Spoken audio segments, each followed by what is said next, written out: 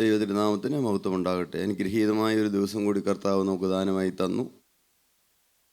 ഒരുമിച്ച് ചേർന്ന് വരുമ്പോഴെല്ലാം ദൈവത്തിൻ്റെ ആത്മാവിൻ്റെ കൃപയുടെ അത്യന്ത ശക്തി അനുഭവിക്കുവാൻ കർത്താവ് നമുക്ക് ഭാഗ്യം തരുന്നു.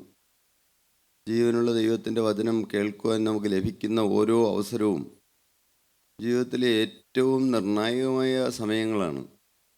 ആ സമയത്താണ് നാം പുതിയ പുതിയ തീരുമാനങ്ങൾ എടുക്കേണ്ടത്, പുതിയ സമർപ്പണങ്ങൾ എടുക്കേണ്ടത്. നമ്മെ മുറുകെ പറ്റുന്നതായ പാപം, ഒരിക്കലും നമ്മുടെ ഉള്ളിൽ പ്രാർത്ഥിച്ചിട്ടും പോകാത്തതായ പാപങ്ങൾ ഇങ്ങനെ ഒരുമിച്ച് കൂടി വരുന്ന സമയത്ത് നാം അത് കർത്താവിൻ്റെ സന്നിധിയിലേക്ക് അങ്ങ് ഇട്ടുകൊടുക്കുമ്പോൾ കർത്താവ് അതെല്ലാം ഏറ്റെടുക്കുകയാണ്. കർത്താവ് അതെല്ലാം കത്തിച്ച് കളയുകയാണ്. എല്ലാം കത്തിച്ച് കളയുന്ന ക്രൂശിലെ സ്നേഹം. നമ്മുടെ പല കൂട്ടായ്മയിലുള്ള ദൈവമക്കളുടെയും അഥവാ ദൈവവചനം കേൾക്കുന്ന പലരുടെയും ഒരു ചിന്തയാണ്, എൻ്റെ ജീവിതത്തിൽ ഒരിക്കൽ സംഭവിച്ചു പോയ പാപമെല്ലാം എന്നേക്കുമായി കഴുകി കിട്ടിയോ, അതങ്ങ് മുഴുവനായും സമുദ്രത്തിൻ്റെ ആഴങ്ങളിലേക്ക് എറിഞ്ഞു കളഞ്ഞോ, എന്നാലും ആ പാപം മുഴുവൻ മാറി കാണുമോ? വീണ്ടും വീണ്ടും നമ്മൾ ഏറ്റു പറഞ്ഞുകൊണ്ടിരിക്കുക. ഒരിക്കലും അതിൻ്റെ ആവശ്യമില്ലാതെ ചെയ്യരുത് എന്ന് പലപ്പോഴും നാം പറഞ്ഞിട്ടുണ്ട്. വചനത്തിലൂടെ എപ്പോഴെല്ലാം അവസരം കിട്ടുന്നോ അപ്പോഴെല്ലാം വ്യക്തമായി ദൈവത്തിൻ്റെ ആത്മാവ് നിങ്ങൾക്ക് ബോധ്യം തന്നിട്ടുണ്ട്, നമുക്ക് ബോധ്യം തന്നിട്ടുണ്ട്. ജീവിതത്തിൽ ഇനി ഒരിക്കലും പാപത്തിലേക്കില്ല എന്നുള്ള വ്യക്തമായ തീരുമാനം എടുത്തുകൊണ്ട് ഇതുവരെ ജീവിതത്തിൽ വന്നുപോയ പാപങ്ങളോടെല്ലാം യാത്ര പറഞ്ഞുകൊണ്ട് ഒരു പുതിയ ജീവിതം നയിക്കും, ഞാനൊരു പുതിയ സൃഷ്ടിയായിരിക്കുമെന്നുള്ള വ്യക്തമായ തീരുമാനമുള്ള എല്ലാവരുടെയും പാപം കർത്താവ് കഴുകിത്തരികയാണ്.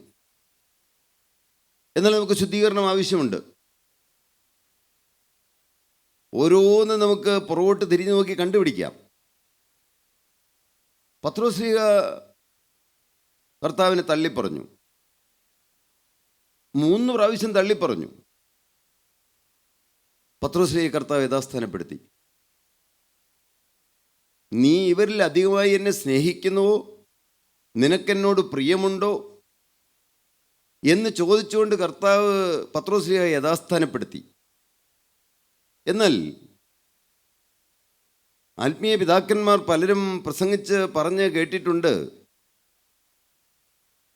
പണ്ഡിതന്മാരായ ആളുകൾ പറഞ്ഞു കേട്ടിട്ടുണ്ട്, എന്നും പത്രോസ്ലീഹ കോഴി കൂവുമ്പോൾ കരയുമായിരുന്നു എന്ന്. എന്തിനാണ് പത്രോസ്ലീഹ കരഞ്ഞത്?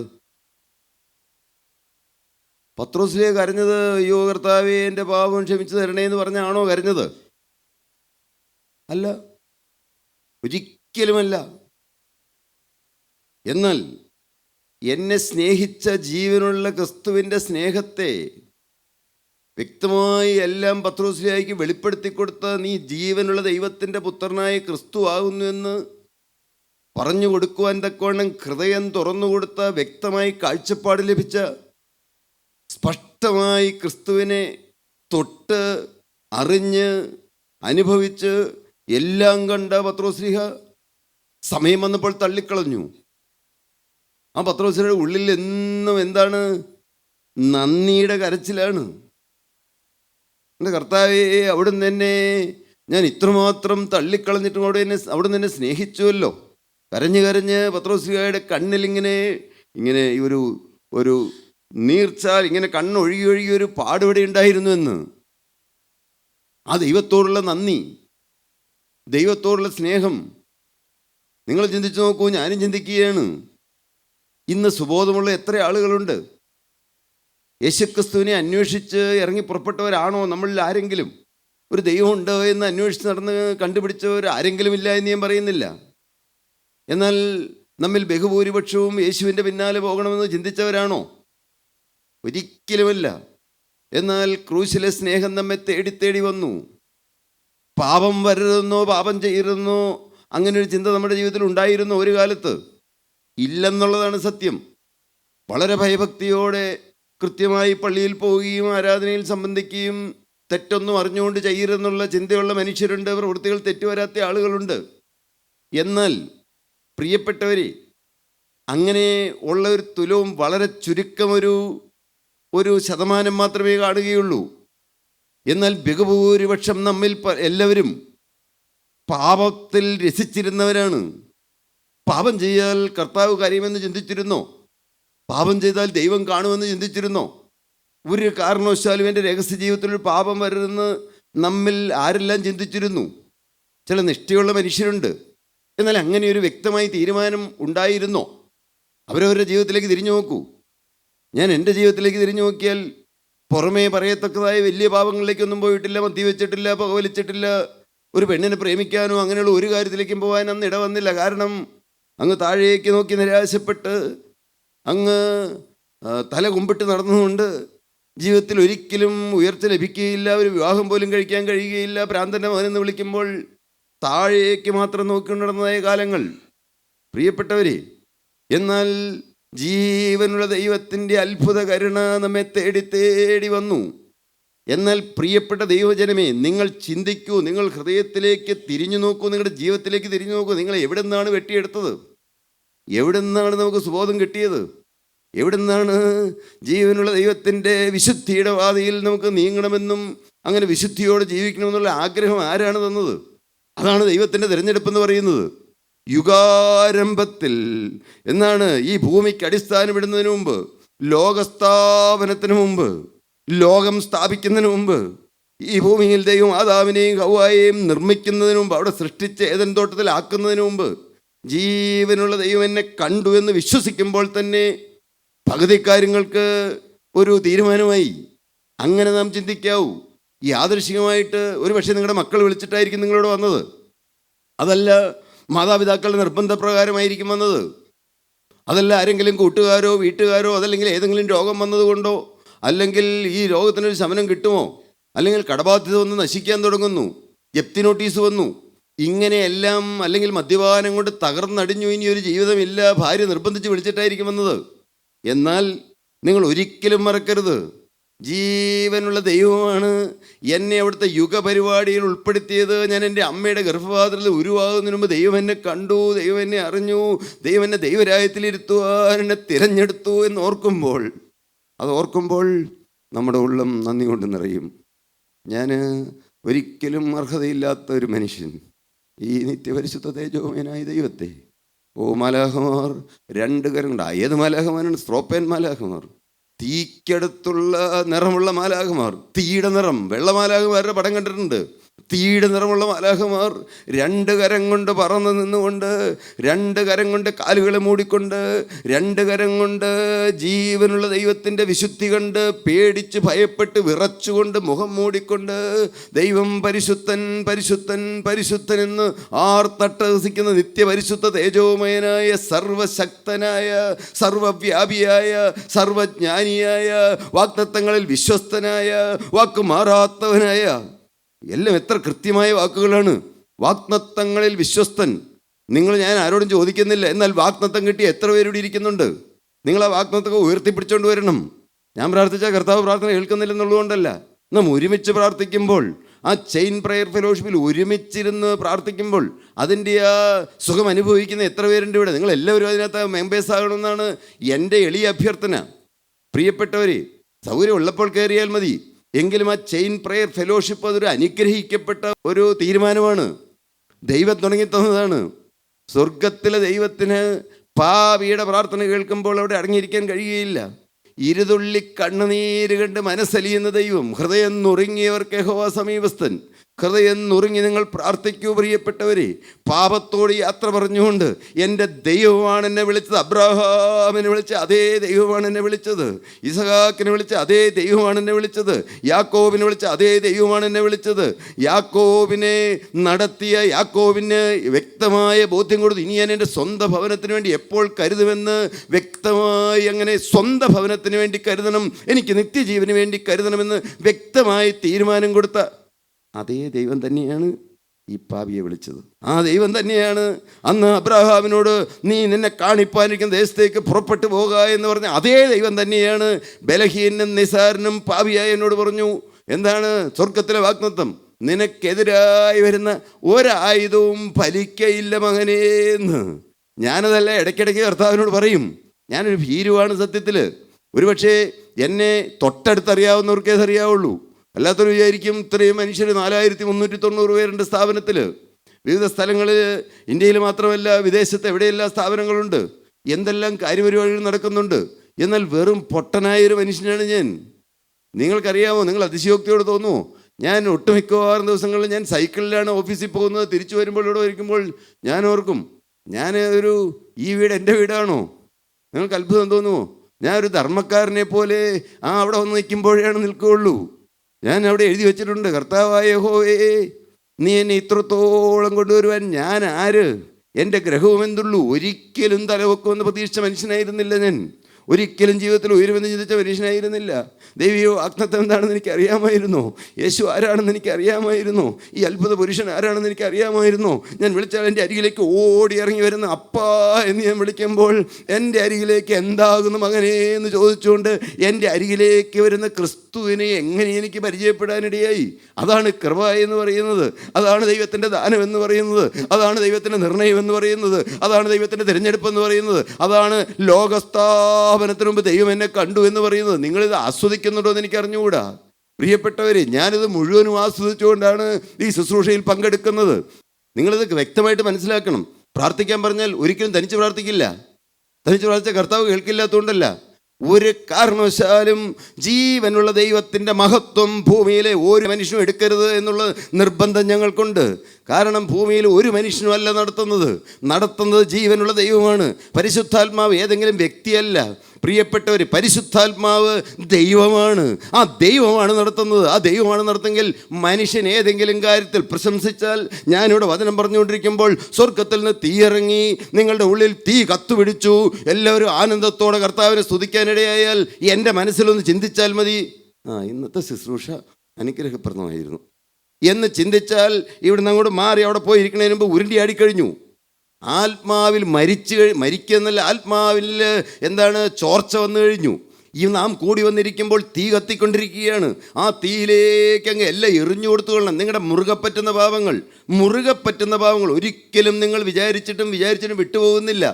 ചിലപ്പോൾ ഒരുപക്ഷെ ആത്മീയ തീഷ്ണത കുറഞ്ഞു പോയതായിരിക്കും, അല്ലെങ്കിൽ നിങ്ങളുടെ ജീവിതത്തിലെ അലംഭാവം വന്നതായിരിക്കും, വചനം വായിക്കാനുള്ള നമ്മുടെ താല്പര്യം കുറഞ്ഞു പോയതായിരിക്കും, ഫോൺ എടുത്തുകൊണ്ട് തോണ്ടിക്കൊണ്ടിരിക്കുന്ന സ്വഭാവമായിരിക്കും. അതല്ലെങ്കിൽ ആരോ പ്രത്യേകിച്ച് കാരണമൊന്നും വേണ്ട, ഇടയ്ക്കൊരു മൗനം വരുന്നു. ഇടയ്ക്ക് ഭർത്താവിൻ്റെ അടുത്ത് ഭാര്യ എപ്പോഴും ആനന്ദത്തോടെ നിൽക്കേണ്ടതാണ്. എപ്പോഴും ചിരിച്ച മുഖവുമായി നിൽക്കേണ്ടതാണ്. എപ്പോഴും സന്തോഷത്തോടെ നിൽക്കേണ്ടതാണ്. എന്നും മധുവിധുകാലമാണ്. ആർക്ക്? യേശുക്രിസ്തു ഉള്ളിലുള്ളവർക്ക്. പ്രായം എത്രയായാലും മധുവിധുവാണ്. എന്താണ് പറഞ്ഞതിൻ്റെ അർത്ഥം? സത്യമാണ് ഈ പറയുന്നത്.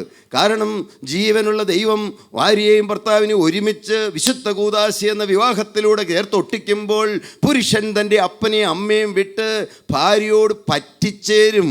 അവർ രണ്ടുപേരും ഒരു ശരീരമായി തീരും. വിവാഹം എല്ലാവർക്കും മാന്യവും കിടക്ക നിർമ്മലവുമാകുന്നു. സത്യമാണ് പ്രിയപ്പെട്ടവരെ. ഒരു വിശുദ്ധ കുടുംബ ജീവിതം, ഒരു വിശുദ്ധനായി തീരാൻ നിങ്ങൾക്ക് പരിപാടിയുണ്ടോ? ഭാര്യയെ സ്നേഹിക്കാത്തവരും ഭാര്യയെ ബഹുമാനിക്കാത്തവരും ഭാര്യയെ കരുതാത്തവരുമായ ആരും ദൈവരാജ്യം കാണുകയില്ല. ഇവിടെ വന്നെന്നുള്ളതുകൊണ്ട് പുണ്യമൊന്നുമില്ല. ഇവിടെ വന്നാലൊന്നും സ്വർഗത്തിൽ പോകുന്നു വെറുതെ വിചാരിക്കണ്ട. മാറ്റം വന്നേ പറ്റുകയുള്ളൂ. നിങ്ങളുടെ ഭാര്യ എത്ര ക്രൂര സ്ത്രീയാണെങ്കിലും, എത്ര നിങ്ങളെ കൂട്ടായ്മയ്ക്ക് പോകരുതെന്ന് പറഞ്ഞ് എതിർക്കുന്ന സ്ത്രീയാണെങ്കിലും, എത്രമാത്രം നിങ്ങളെ ദുഷിക്കുന്ന സ്ത്രീയാണെങ്കിലും, നിങ്ങളുടെ ഭർത്താവ് മദ്യപാനിയാണെങ്കിലും, നിങ്ങളുടെ ഭർത്താവ് എത്ര കൊള്ളരുതാത്ത സ്വഭാവമുള്ള വ്യക്തിയാണെങ്കിലും, എന്തിനും നിങ്ങളെ പീഡിപ്പിക്കുന്ന രീതിയിൽ നിങ്ങളെ അപമാനിക്കുന്ന വ്യക്തിയാണെങ്കിലും, മറ്റ് പലരുടെയും മുമ്പിൽ നിങ്ങളെ കെട്ടിത്താഴ്ത്തി സംസാരിക്കുന്ന സ്ത്രീയാണെങ്കിലും, നിങ്ങൾക്ക് ദൈവരാജ്യം വേണമെങ്കിൽ പ്രിയപ്പെട്ടവരെ തിരുവചനം അനുസരിച്ചേ പറ്റുകയുള്ളൂ. ഇത് കേൾക്കുമ്പോൾ ഇതിത്തിരി കട്ടിയാണ്. അപ്പോസ്തലൻ ഒരിക്കൽ പറഞ്ഞു, സത്യം പറഞ്ഞുകൊണ്ട് ഞാൻ നിങ്ങളുടെ ശത്രുവായോ എന്നാണ് അപ്പോസ്തലൻ ചോദിച്ചത്. പക്ഷെ സത്യം ഇവിടെ പറയുകയുള്ളൂ. അതാണ് ഞങ്ങൾ എന്നും പറയുന്നത്. ജീവനുള്ള ദൈവത്തിൻ്റെ പരിശുദ്ധാത്മാവിൻ്റെ ആകർഷണം ലഭിച്ചാണ് വരേണ്ടത്. വരുന്നവർ വിശുദ്ധരായി തീർന്നേ പറ്റുകയുള്ളൂ. വരുന്നവർ ദൈവരാജ്യത്തിലെത്തിയേ പറ്റുകയുള്ളൂ. വരുന്നവർ വേർപാട് പാലിച്ച് നിന്നേ പറ്റുകയുള്ളൂ. വരുന്നവർ വിശുദ്ധിക്ക് വേണ്ടിയുള്ള കൊതിയും ദാഹവും ഉണ്ടായേ പറ്റുകയുള്ളൂ. ഞാൻ എന്നോടും കൂടെയാണ് പറയുന്നത് പ്രിയപ്പെട്ടവരെ, ഞാൻ മാറി നിന്നിട്ട് പറയുകയല്ല. വായിക്കാമോ? ഗലാത്യർ 4:16. അങ്ങനെ ഇരിക്കെ നിങ്ങളോട് സത്യം പറഞ്ഞുകൊണ്ട് ഞാൻ നിങ്ങൾക്ക് ശത്രുവായി പോയോ? അപ്പോസ്തലനായ പൗലോസ് പറയുകയാണ്, അങ്ങനെ ഇരിക്കെ ഞാൻ നിങ്ങളോട് സത്യം പറയുകൊണ്ട് നിങ്ങളുടെ ശത്രുവായി പോയോ എന്ന്. ജീവനുള്ള ദൈവത്തിൻ്റെ വചനം കലർപ്പില്ലാത്ത വചനം, മാറ്റമില്ലാത്ത വചനം, അങ്ങനെ തന്നെ പറയുകയാണ്. അതുകൊണ്ടാണ് ധൈര്യത്തോടെ ഞങ്ങൾ കർത്താവിൻ്റെ കരുണയിൽ ആശ്രയിച്ചുകൊണ്ട് ആ കൃപയിൽ ചാരി നിന്നുകൊണ്ട് ആ കാൽപാദം മുത്തിക്കൊണ്ട്, കർത്താവേ ഞങ്ങൾക്ക് യോഗ്യതയില്ല, ജീവനുള്ള ദൈവത്തിൻ്റെ വചനം പറയാൻ അർഹതയില്ല. കർത്താവേ, അന്ന് യെശയ്യാ പ്രവാചകനായിരുന്നു. യെശയ്യാ പ്രവാചകൻ്റെ അതരത്തെ തൊടുവിച്ചതായ തീക്കട്ട ആ പരിശുദ്ധാത്മാവിൻ്റെ അഗ്നി ഞങ്ങളുടെ നാവിൽ തൊടുവിക്കണമേ എന്നുള്ള അഭയയാചനയോടെയാണ് എഴുന്നേറ്റ് നിൽക്കുന്നത്. അതുകൊണ്ട് കർത്താവ് വേണ്ടതായ വചനം നമുക്ക് ഓരോരുത്തർക്കും തരുന്നു. പ്രിയപ്പെട്ടവരെ, സത്യമായ ഒരു ദൈവം പ്രവർത്തിക്കുന്നു.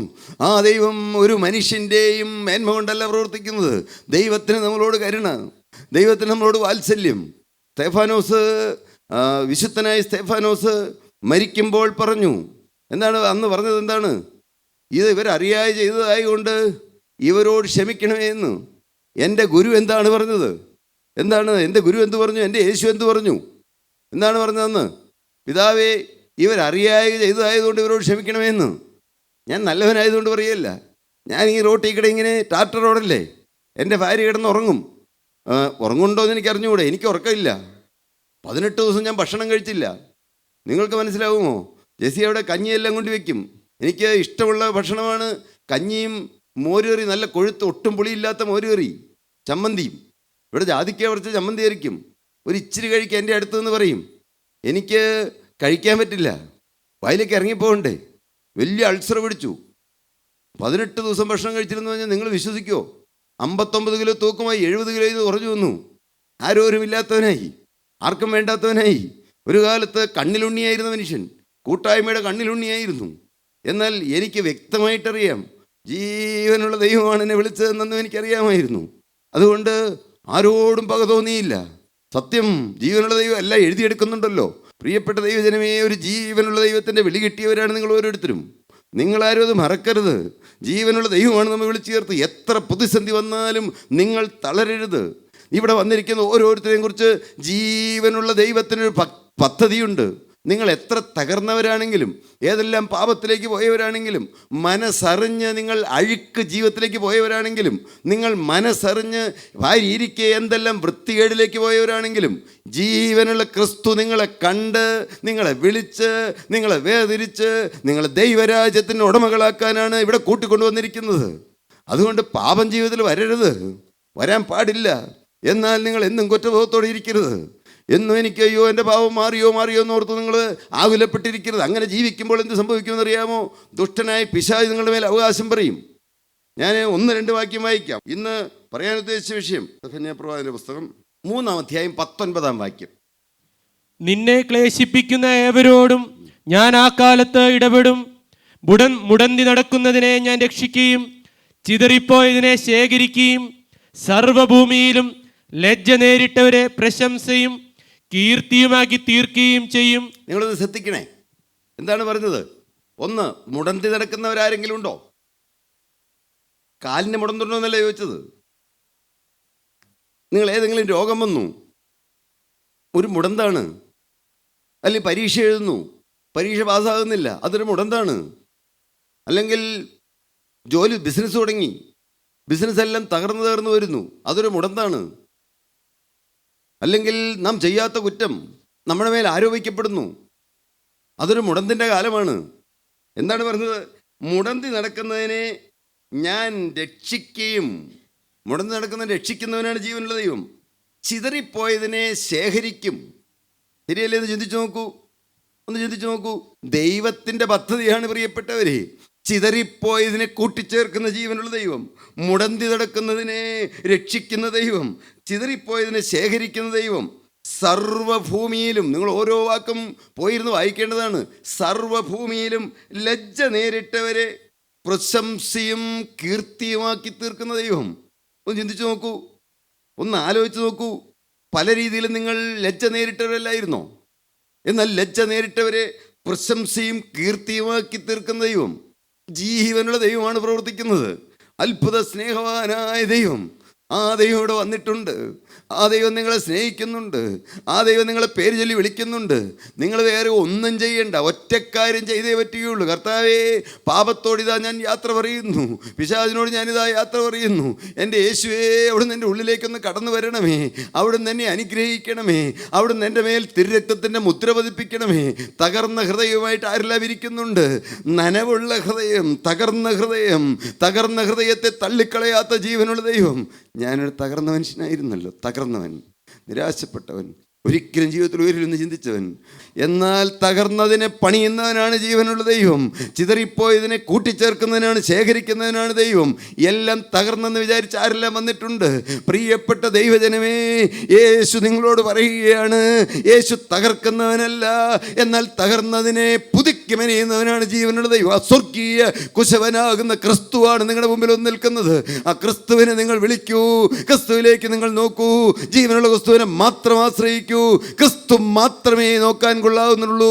ക്രൂശിലേക്ക് നോക്കൂ, തിരുരക്തത്തിൽ മാത്രം ആശ്രയിക്കൂ. വേറെ ആരും നോക്കാനില്ല. നോക്കാൻ ഒരുവൻ മാത്രം, ആശ്രയിപ്പാൻ ഒരുവൻ മാത്രം, വിളിച്ചപേക്ഷിക്കാൻ ഒരുവൻ മാത്രം, കഴുകുന്നവൻ ഒരുവൻ മാത്രം, പാപബന്ധനം അഴിക്കുന്നവൻ ഒരുവൻ മാത്രം, പാപത്തിന്റെ ഊരാ കുടുക്കുകളുടെ കെട്ടുകൾ പൊട്ടിക്കുന്നവൻ ഒരുവൻ മാത്രം. ജീവനുള്ള ദൈവം അത്ഭുതം പ്രവർത്തിക്കട്ടെ. ഇന്ന് അത്ഭുതങ്ങളുടെ ദിവസമായി തീരട്ടെ. ബന്ധനങ്ങളെല്ലാം കർത്താവ് അഴിച്ചു കളയട്ടെ, എല്ലാം അഴിച്ചു കളയട്ടെ. നീതിമാന്മാരായി നമുക്ക് കർത്താവ് ഇന്ന് മുദ്ര കുത്തി തരട്ടെ. എൻ്റെ കർത്താവേ, ഇന്ന് അത്ഭുതം പ്രവർത്തിക്കണമേ. ആരുടെ എല്ലാം മേലാണ് കരം വെക്കേണ്ടത് കർത്താവേ? അണിപ്പാടുള്ള കരങ്ങളിലേക്ക് ഞങ്ങളിതാ വീണ്ടും ഇതാ ഏൽപ്പിച്ചു തരുന്നു കർത്താവേ. അവിടുന്ന് അത്ഭുതം പ്രവർത്തിക്കണമേ. കാലൂന്നി നിവർന്ന് നിൽക്കുമാറാക്കണമേ. അവിടുന്ന് അത്ഭുതം പ്രവർത്തിക്കണമേ. അവിടുത്തെ തിരുനാമം മാത്രം മഹത്വപ്പെടുത്തണമേ. യേശുവിൻ നാമത്തിൽ തന്നെ, ആമീൻ.